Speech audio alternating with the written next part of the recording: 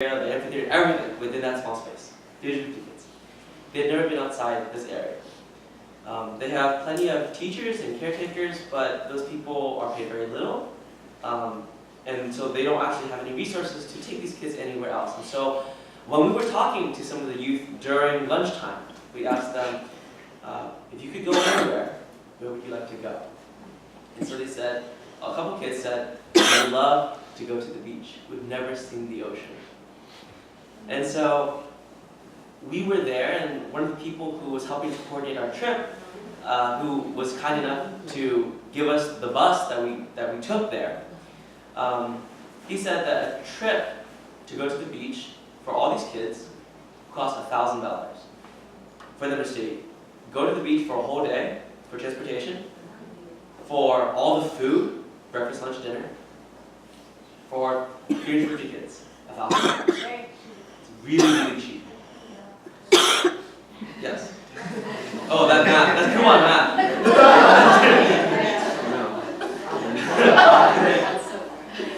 Alright, so for all of that, okay, so the person who was in charge of the transportation said, if you chip in $500, I'll chip in $500, and we can make this happen. And so we met them on a Saturday, or Sunday. We met them on Sunday. That very next Saturday, they went to the beach. Wow, okay. So cool. So we, so these kids got to eat a buffet style, breakfast, lunch, and dinner. They got to go on a charter bus to the beach. And Texas and Virginia together on the spot, we were just like, okay, here's the money, make it happen. Okay? So this is a picture of these kids at the resort eating all sorts of good food. This is them at the beach. At the beach, there's the cabana, right? The cabana with like the, you guys know what I'm talking about, right? Okay, it's like the hut, and then underneath is like the hammocks. This is them eating their lunch out on the beach. Yeah, we know it's not right. Okay. So this is something really nice that we were able to do for that. The next place we went to for our youth mission, we went to a lot of places, was the Children's Cancer Hospital in Saigon. To call it a hospital is an overstatement. The reason being because if you see some of these pictures, and some of you guys from Virginia have seen these pictures already, it doesn't look remotely like a hospital. In fact, most of the kids who are at this hospital are not there to be treated. They're there to receive just comfort care until they pass away, because none of these families have the money, and the hospital doesn't even have the medicine to treat these kids. They're there, they have cancer, and they're just waiting to die. So there are around 200 kids at this hospital with cancer. And we donated $5,000 in cash to them, $25 per family, for them to receive the kind of care that they need, any kinds of things that they want to buy, toys for the kids to help them get through the pain they're able to do. And I just want to remind everyone that in Vietnam, everything is super duper cheap. The conversion rate between US dollars to Vietnamese dollars is how much? 23,000 Vietnamese dollars is $1 US. If you want to get a meal, it's 50 US cents. Okay, so that just gives you guys the idea. If you want to live for a day, right? If you want to live for a day or even a week, right? You just need a couple dollars, US dollars. So we give them $25 per sick child. We give them boiled eggs, we give them candies and stuffed animals. We also give them backpacks. In here, it's not mentioned, but we also gave them, each of the kids, we gave them a set of clothes. So boys and girls got a different set of pajamas each.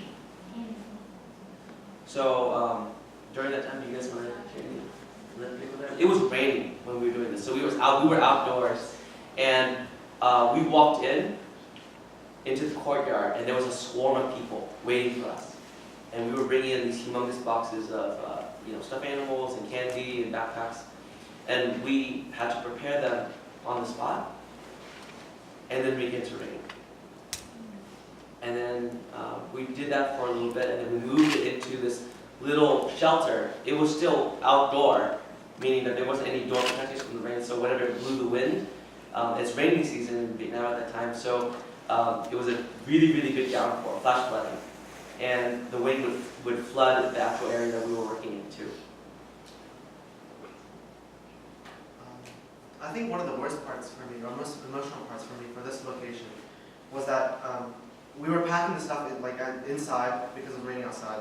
But after we were finished giving out everything, some of the parents from different parts of the hospital, they would run to us with no shoes on, like through the rain, and all their clothes were wet, and they would beg us for a stuffed animal for their kid, or they would beg us for an extra backpack or something that, because they came late. And the hardest part was if we had to say no, or if we didn't have the exact one they wanted. Not giving them exactly what they wanted was, I think, the hardest part for everyone. If you go inside the hospital, the hospital's here. But I don't have a picture of the outdoor part, so I'll say this too. Imagine a hospital where there are cockroaches crawling around the hospital. Bach isn't here. If he was here, I would let him tell this part of the story. But Bach's mom was there.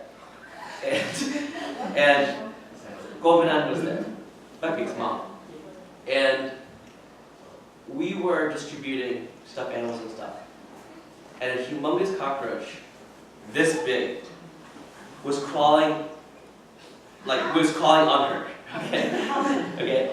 That wasn't just the one. There were other cockroaches just like on the ground as we were distributing things. If you went to any U.S. hospital, or if you went to any restaurant in the U.S. and it had that issue, they would shut down the restaurant, for sure. But this is a hospital where people are supposed to be treated for diseases and risk of infection. And there were parasites like that just around. Like Austin said, there were a lot of people who came to us late. There were a lot of people who were not on this list of 200 kids that we had. And they came, they asked for extra things. They asked for extra things. And so the thing here in Vietnam is that if you were to give out one thing to one person, other people would swarm you. And so that's one of the biggest reasons why we couldn't give out things to everyone. Even though we had maybe a couple stuffed animals left, right? We gave it out to certain people, and then those people would call their friends, or maybe other people would notice, and then it would be a dog pile on us. So that happened during the time when we were distributing backpacks and stuffed animals and candy too. This is a picture of the hospital inside. When you think of a hospital, you think of each person gets their own room. This room, for the size, it's the same size, maybe even a little bit smaller. It's a little bit smaller than a U.S. hospital room. It has at least 10 people in there. There's a person lying up here, there's a person lying next to her. 2 people share a bed. There's a person lying underneath the bed on a tarp. It's not even a tarp, it's a tube. You can see that the kind of sanitary conditions there are. There's no infection control at all. When you walk through the hospital, you can see people just lying on the ground outside the hospital beds, outside the hospital rooms. So the hallway, and then there's a bunch of different hospital rooms, you see people just lying on the floor outside. And then even before you get into the hospital, there are people lying on the. If you remember the story I told you about Mother Teresa, and there were people who were lying on the streets outside the hospital in Calcutta, same exact situation. People lying on the streets outside the hospital in Vietnam, in one of the biggest cities in Vietnam too. So when we went in here, I don't think anyone else went in here except for me and Austin, because it was a really cramped space, and we had to maneuver with backpacks too. But we did give some of the gifts to some of these older folks who were on the list, and it was very, very strange for me to have to call out a name and to see someone crawl up under the bed and say, "That's me." That was something that really, really hit hard.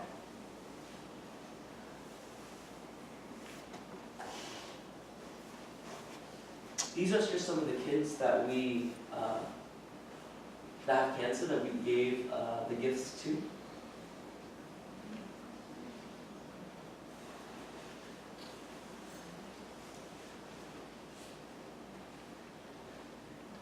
this boy is lying on the hospital bench right outside the room. There's no room inside the actual hospital room. So he's sleeping in the hallway right outside. And you can see he has the IV attached to his thing. And this IV the tube goes through the window into the hospital room. Oh my God. So these people, they don't have an IV per person.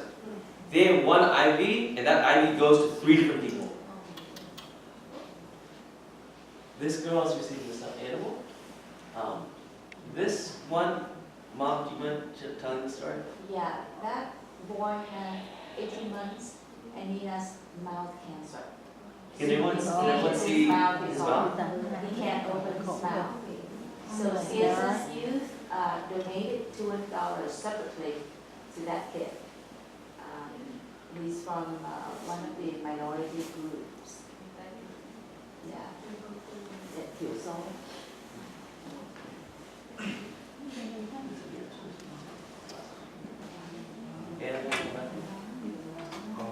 What they put there, I guess, is it IV. Sometimes it's not even in a plastic bag the way we have it here. They just put it in maybe a little cup, a water bottle. They flip the water bottle over. So not sanitary at all. It's over here. If somebody was injured, they needed that, they would not go to that hospital. They would actually say, I'd rather die than doing that. But here, that's the best I got. And it's sad.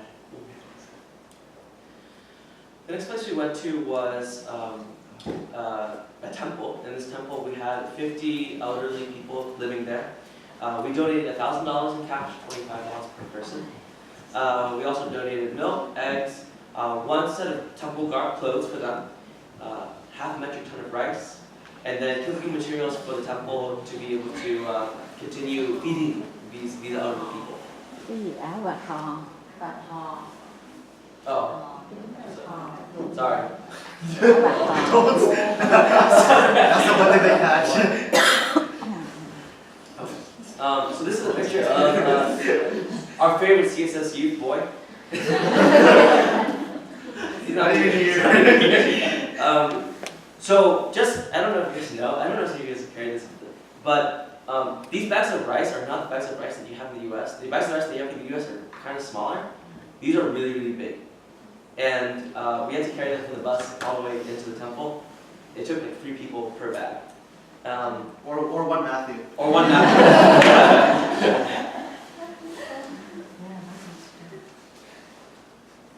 This is Matthew, this is you. Yeah. Talking to them, it's very fun. Yeah. They talk, they ask you, how long, you get to know them in less than 5 minutes. Yeah. I think that was... Talking to these people, honestly, is like talking to your grandparents. Because they're very friendly. And then in particular for me, I asked the person I was talking to, who was this did you lady. speak Vietnamese? Yes, Mom. I spoke in Malaysian. Sure. Oh! You were there! Okay, wait, so just FYI, disclaimer. We all spoke in Vietnamese, okay? Because if we didn't, that would be a huge problem. Language barrier, okay? So, in particular, I'm speaking English for these kids, okay? So, I spoke with this lady, and Austin spoke with this lady for, we spent less than 10 minutes, right? Less than 10 minutes. And we sat there and we asked very basic questions. And it was very, like, the way you get to know these people is so quick. In particular, in this lady, okay, in the time I spent talking to her, which was like less than probably 3 minutes, because we were on the way out. I figured out that she had been there for 6 months. I figured out her age. I think she's 67. I remember her age is 67. She's 67. People in Vietnam, you cannot tell what their age is. People looked at me and they thought I was 30 or 40. I heard someone told me I was a 40-year-old. And then they looked at Matthew and they said that Matthew was like, I don't know. I think 28, 32. 20, yeah. So you really can't tell. Okay, you really can't tell. People in Vietnam, because of the fact that they don't have the right skincare, they don't have the right medication, people age there a lot quicker than they do here. A lot of people, when they met people that went over to Vietnam, a lot of them could not believe that my mom was 60. Oh, wow. Your mom is sitting now? Okay? So, yeah, I mean, but even now we can't believe that I'm 60, right? Okay. But yeah, so getting to meet these people, getting to spend time with them, it was a very touching moment, and it really feels like our grandparents, like our family members, are no different from these people, right? And yet these get back, they have to stay in the temple and not stay with their family, not be able to visit their family. It's so close to home. It felt so close to home to me. I live only 5 minutes from my grandparents on both sides. And all my uncles and aunts also live in the same area. So all my family lives very close. But for them, they have to wait for their family to visit them. And even that's not a guarantee. Because they live there, and also they need to have like a car or they need to have a moped to go that far, and then they don't have that. We also went to another temple. This temple had another bunch of 90 elderly living people there, and then 20 orphans. At this place, we donated $900 in cash. We also gave milk, half a metric ton of rice, other cooking supplies, and the stuffed animals and candies for the orphans. This is one of my favorite pictures from the trip. We have on this trip with us a couple kids who are not part of CSS Youth, but they're part of Sakya, but they became part of CSS Youth really quick. We were here talking, this is what we're talking to some of these boys. These boys are in 8th grade, 7th grade, and 6th grade. There were 3 of them.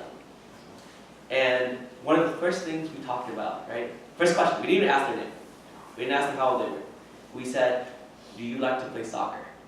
Okay, and that got them talking, and that was the last thing we asked them, and then they would just keep going on and on and on about how much they love the World Cup, what their favorite teams are, how much they play, who's really good at the game out of the 3 of them, that kind of stuff.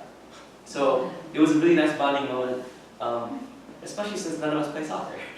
but they really, really like soccer, so we played along. You're like, oh, I know exactly what you're talking about. This is me with 2 girls. These 2 girls are not orphans, but at this particular location, at this particular temple, there's a school. They teach these kids, these orphans, how to read and write. And so these girls are on summer break, but they live maybe 20 minutes away by bike, so they bike to school every day. They're in 5th and 6th grade, and they bike by themselves 20 to 30 minutes from home to the temple to learn, and they go to school with other orphans.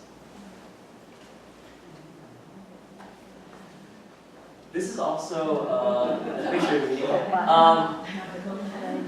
This picture is 1,000 words, right?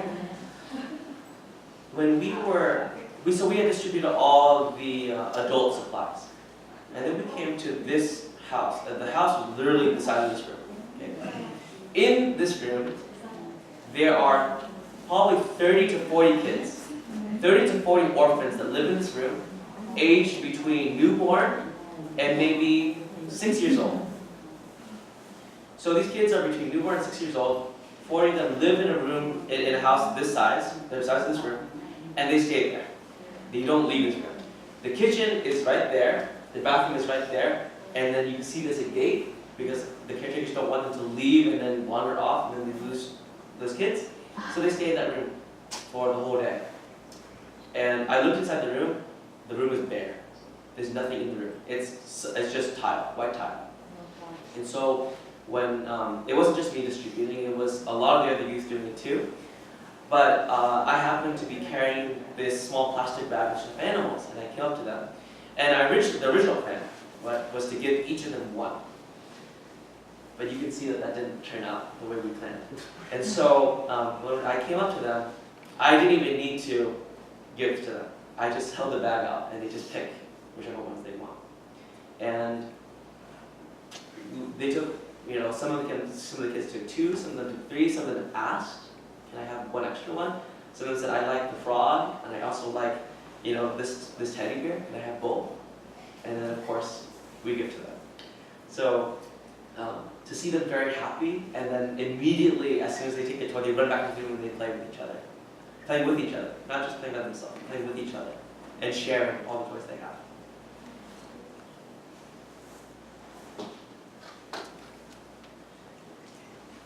This school is a school that actually CSS Youth has donated to in the past. We have donated to them remotely. We gave them money for sports equipment, and then we also gave them money to buy books and to build a library in the school. So the first place we went to was an orphanage/school. This place is a, so the orphanage is run by the government. This school is run by the surrounding village. It is a local effort by the people who live in the surrounding area. And so they put in money to build a school, and then the teachers that are there, the principal, are all volunteers, and they teach at that particular school. When we were there, passing by through this particular area, we figured out the school was really close, and then we contacted the school, and the school had a request. They asked that if we could donate money for them to buy 15 bicycles for some of the kids who are older, in the older grades.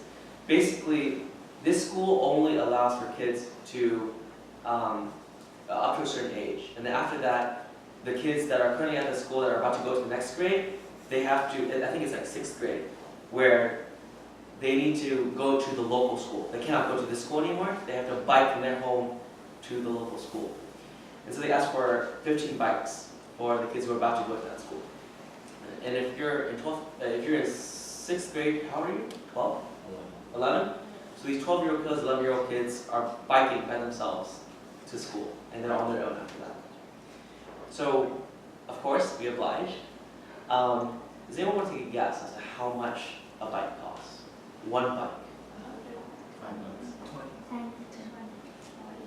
A little higher than that. Okay. Just for reference, okay, a bike in the US is cheapest $200. Okay. Yeah. One bike is $50. Okay. And these are bikes that have the bell, they don't have speeds, but they have a basket in front. And you guys will see some of those pictures too. So this is the school. They have a school uniform. They're very, very disciplined. When we came in, they all stood up. When it was time for them to sit down, they all sat down. They formed very orderly lines. They are very respectful. Whenever we give them directions, or whenever the headmaster gave some directions, they are on point. So when we were there, we happened to stand in front. We gave a little talk to them. We talked to them for a little bit, and then we gave them these bikes. So this is the kids that are about to go to the next grade, wheeling their bikes outside to take them for a ride for the first time, their test drive.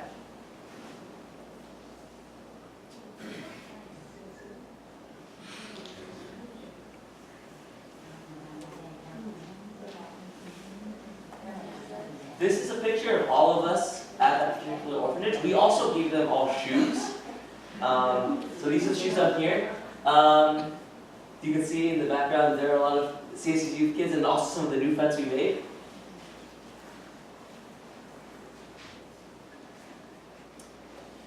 This is us eating with them at lunch.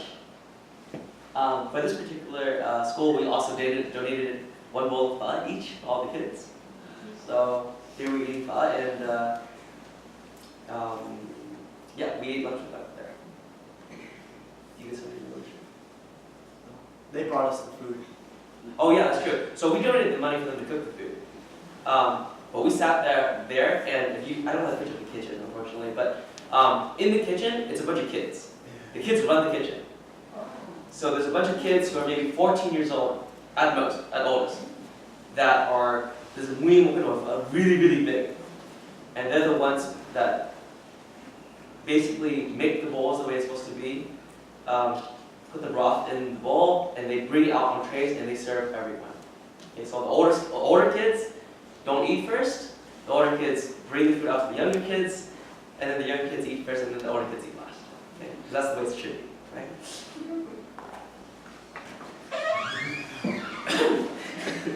Alright, so this is a picture of one kid.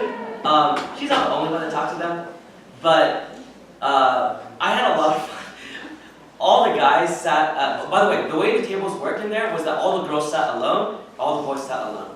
Okay, so they're girl and boy tables. I didn't get the memo. I sat at the girl table.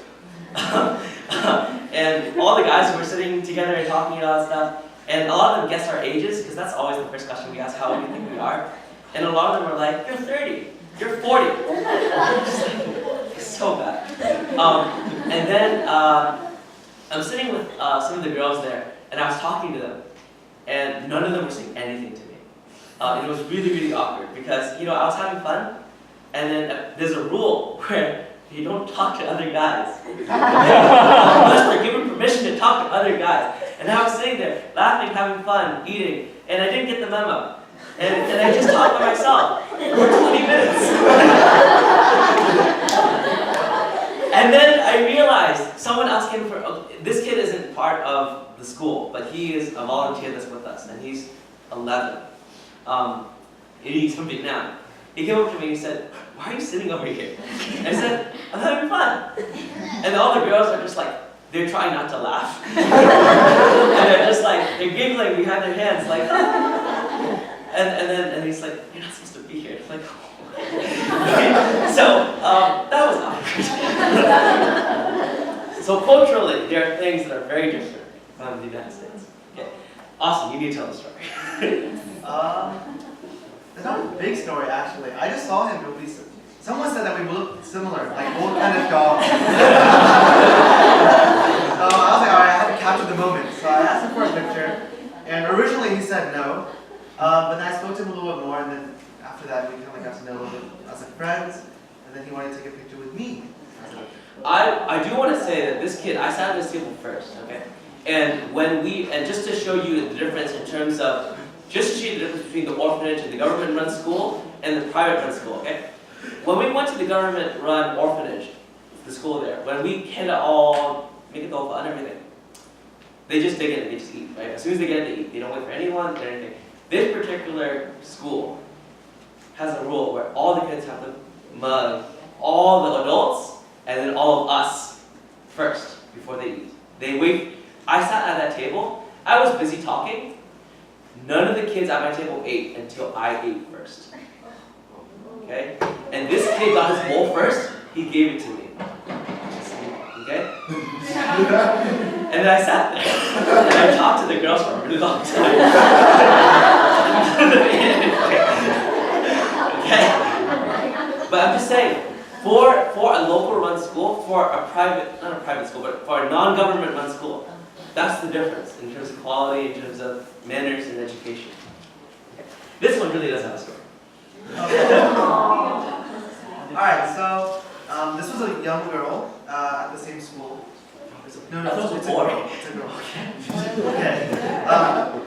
But we brought coconuts with us, I believe, when we came. And this was, I think, her second one already.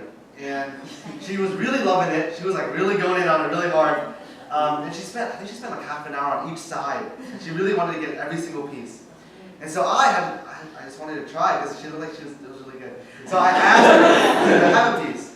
And she was like, "Yes, okay." And then I shared like the whole like side of the coconut with her. But she was very happy.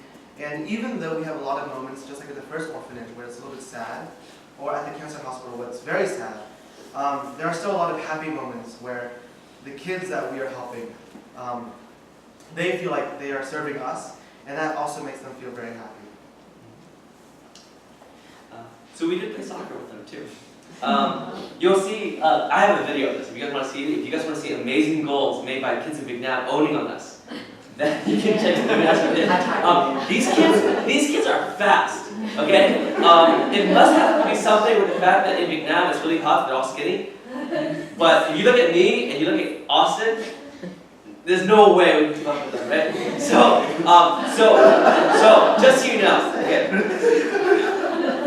So just so you know, we're playing barefoot. Everyone's playing barefoot. the reason why is because the kids had just got their new shoes and they didn't want their shoes dirty. So they put all their shoes really neatly on the, like behind the goal, really neat, all of them. Really, really neat. And by the way, it's not just us. All the adults, all the other kids, all the girls were sitting there watching and cheering. It was like a real, like, school soccer game. So we did that for a while. It's muddy. It has just rained, and we were playing with our shoes on. No socks, no nothing. Okay. Did you guys win or lose? We tied. What do you think? Oh, we tied. They go easy on you. There's this one guy, I think he's the oldest, so fast. He broke all our ankles. He scored a goal, and then one of the youngest on our team said, "This is not fair, their team is so good." So then, we got the ball again, I scored, and he came up to me and said, "Yay!" He's like, "Come on, man, come on, man." I said, then we had to go in and listen to the library. Yeah, okay. So, you guys remember how I said that this particular place we donated a library to, right? Okay. This is their library. We gave them the room. Okay, the room was empty first. We gave them the cabinets. We gave them the books. We gave them the funding for them to have someone take care, someone to take care of the library. Okay, so we have a lot of books. All the books on the table are books that we donated. Okay, and I just wanted to show you this real quick. So this is me, right? This is the headmaster. Okay, he's the principal of the school. This is the librarian. These two actually are both librarians. So they both run the library. And so the rule is that the kids, if they want to read a book, they come into the library, and then they sit there, they read the book, and then whenever they're done, they just put the book back, and then they leave. They're not allowed to bring the books with them outside the library. That's their rule. Okay. So all these books, right? Look at all these books. All the books that we donated have this. We have a label, CSS Youth to Love Us to Serve, and that's actually not something that we asked. But the school actually offered that they would make labels for us the day before we came. And so they asked, you can either have one label or you have two labels. Of course, why would you not take two labels? So all their books have that.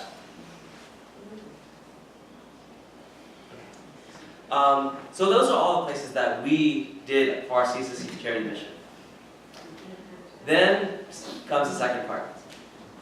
The second part is when we went with Sakia to do a 10-day medical mission in 3 parts of Vietnam. We went to Dong Pat, An Giang, and Dinh Nguyen, parts of the southwest part of Vietnam. Okay. So in total, we treated around 4,500 people. We helped to treat 4,500 people. And then around 500 nuns and monks. In addition to that, we also participated in Cung Yung Trai Tan, which is during the rainy season for the nuns and monks. During the rainy